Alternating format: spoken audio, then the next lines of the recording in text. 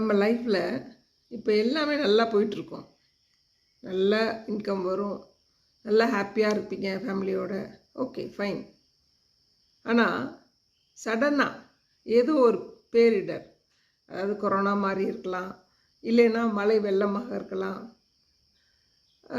இல்லை ஏதோ ஒரு காரணத்தினால உங்களுக்கு திடீர்னு ஒரு ஒரு சுச்சுவேஷன் வரும் பொழுது நீங்கள் தயாராக இருக்கீங்களா அப்படிங்கிறத யோசிங்க.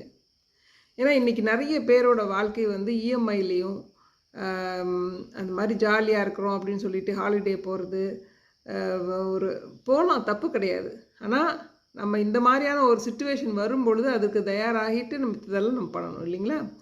ஸோ ஜென்ரலாக இந்த ஒரு பிளான் பண்ணி லைஃப்பை, அதாவது நம்ம ஃபைனான்ஷியல் பிளானிங்கிறது வந்து ரொம்ப முக்கியம். இப்போ நீங்கள் ஒரு 10,000 ரூபாய் சம்பாதிக்கிறீங்க அப்படின்னா அந்த 10,000 நீங்கள் எதுக்கெல்லாம் போட போகிறீங்க அப்படிங்கிறத நீங்கள் தெளிவாக இல்லை அப்படின்னு சொன்னால் அந்த 10,000 10 நாள் கூட தாங்காது இல்லைங்களா? ஸோ அதை பிளான் பண்ணணும். அது எப்படி பிளான் பண்ணலாம் அப்படின்னா, எக்ஸ்பர்ட்ஸ்லாம் என்ன சொல்கிறாங்க அப்படின்னு சொன்னால், நம்மளுடைய தேவைகள் ரொம்ப தேவை என்ன, வீட்டு வாடகை, பசங்களுக்கு ஸ்கூல் ஃபீஸு, எலக்ட்ரிசிட்டி பில்லு, இதெல்லாம் ரொம்ப தேவையான ஒரு விஷயம். வீட்டுக்கு தேவையான அந்த சமையலுக்கு தேவையான சாப்பாடு, அதாவது காய்கறிகள் விஷயங்கள், மற்ற விஷயங்கள் எல்லாம், அந்த மாதிரிலாம் ரொம்ப இதெல்லாம் தேவையான விஷயங்கள். இன்னொன்று, அதாவது ஆங்கிலத்தில் சொல்லப்போனால் நெசசிட்டி நீட்ஸ் அப்படின்னு சொல்லுவாங்க. நெசசிட்டினா கட்டாயமாக வேணும், நீட்ஸ்னால் வேணும் ஆனால் இல்லாமலும் இருந்துக்கலாம், அந்த மாதிரி.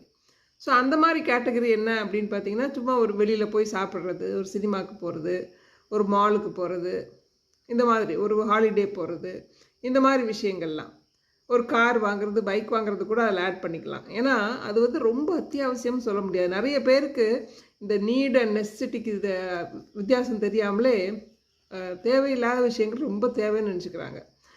அதனால் ஒரு வீட்டில் பார்த்திங்கன்னா 3 பைக் வச்சுருப்பாங்க. எதுக்கு? தேவையே இல்லை, ஒன்று இருந்தாலே போதும் இல்லைங்களா? ஸோ அந்த மாதிரி. ஸோ இது எப்படி பிரிக்கலாம் அப்படின்னு பார்த்தீங்கன்னா, உங்களுடைய அத்தியாவசிய தேவைகளுக்கு 60% ஆஃப் த சேலரி வச்சுக்கோங்க. மித்த 30% உங்களுடைய நீட்ஸ்க்கு வச்சுக்கோங்க. உங்களுடைய லக்ஸரி லைஃப் என்ன வேணால் பண்ணிக்கோங்க. 10% கட்டாயமாக சேவ் பண்ணுங்கள்.